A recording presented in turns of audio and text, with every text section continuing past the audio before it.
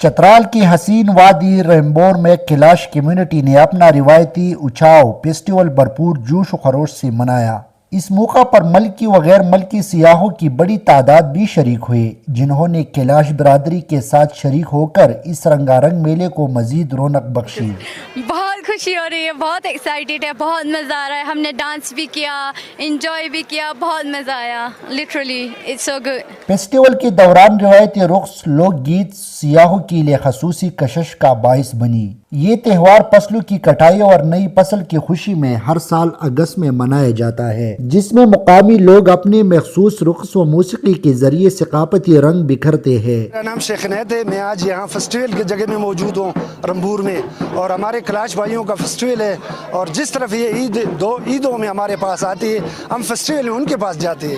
یہاں موجود ہے، ہم فیسٹیول میں رواداری کے ساتھ ہم ایک دوسرے کے ساتھ باہمی اتفاق سے اس وادی میں ہم رہتے ہیں۔ اس دوران عبادت بھی کرتے ہیں اور مذہبی رسومات بھی ادا کرتے ہیں۔ اس فیسٹیول سے ایک ماہ پہلے رات کو رات ناٹ نامی تقریب پوری ایک مہینے تک جاری رہتا ہے اور اس کے بعد اچھاؤ فیسٹیول کا آغاز ہوتا ہے۔ وادی ریمبور میں ایک روزہ فیسٹیول اختتام پذیر ہو گیا۔ آج کیلاش کے مذہبی تہوار اچھاؤ رمبور میں ابھی اس وقت ہم منا رہے ہیں۔ اس میں پوری دنیا سے ہمارے جو کیلاش کلچر سے پیار کرنے والے لوگ آئے ہیں، فارنرز بھی ہیں، ہمارے ڈومیسٹک ٹورسٹ بھی ہیں، پورے پاکستان سے آئے ہیں۔